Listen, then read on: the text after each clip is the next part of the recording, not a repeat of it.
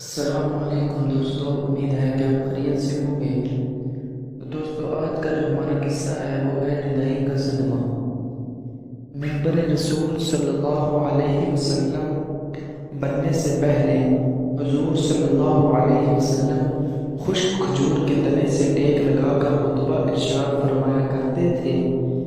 جب پختہ منبر رسول صلی اللہ علیہ وسلم تیار ہو گیا اور آپ صلی اللہ علیہ وسلم منبر پر تشریف فرما ہوئے تو خشک کھجور کے تنے سے یہ صدمہ جدائی برداشت نہ ہوا۔ اس نے اس طرح رونا شروع کیا جس طرح چھوٹا بچہ ماں کی جدائی سے روتے ہوئے سسکیاں لیتا ہے۔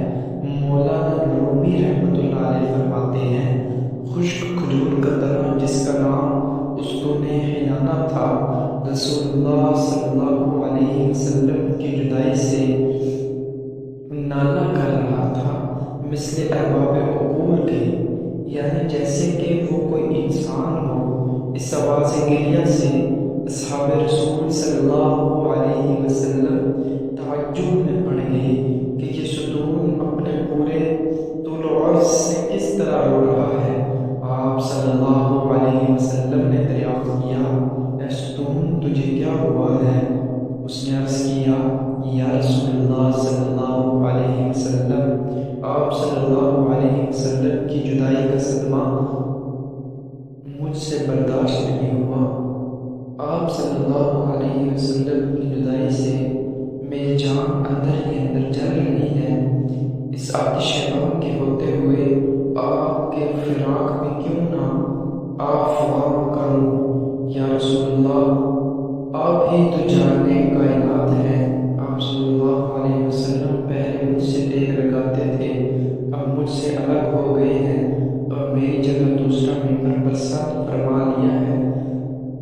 حضور صلی اللہ علیہ وسلم نے ارشاد فرمایا، اے مبارک ستون، اگر تو چاہتا ہے تو تیرے لیے دعا کروں کہ تو سرسبز درخت ہو جائے اور تیرے پھلوں سے ہر شکی و برگے مستفید ہو، اور کیا تو ہمیشہ کے لیے تر و تازہ ہونا چاہتا ہے یا تو پھر عالم آخرت میں کچھ چاہتا ہے؟ تو مہنانہ نے کہا، یا رسول اللہ، میں تو دائمی اور ابدی نعمت چاہتا ہوں۔ مولانا رومی رحمۃ اللہ علیہ فرماتے ہیں، اے غافل، تمہیں اس لکڑی سے سبق لینا چاہیے کہ تم انسان ہو کر دنیا فانی پر گردیدہ اور آخرت سے روگرداں ہو رہے ہو، جبکہ ستون ہنانہ نعمت ہمیشگی کو نعمت فانی پر ترجیح دے رہا ہے۔ اس سے ہمیں یہ سبق ملتا ہے کہ اگر کسی کے دل میں حضور صلی اللہ علیہ وسلم کی چاہت محبت نہیں تو اس کی زندگی بھی بے معنی ہوگی، وہ بدنصیب عالم برزخ اور آخرت میں بھی رحمت الہی سے محروم رہے گا۔ تو دوستو، آج ہم بھی حضور کے عاشق بنتے ہیں، لیکن ہم اپنی محبت پر غور کریں کہ ہم کتنی آپ صلی اللہ علیہ وسلم سے محبت رکھتے ہیں۔ تو دوستو، اگر آپ کو یہ ویڈیو اچھی لگی ہے تو ہمارے چینل کو سبسکرائب کر دیں اور مزید اس طرح کی ویڈیوز کے لیے بیل کے نشان کو دبا دیں۔ السلام علیکم۔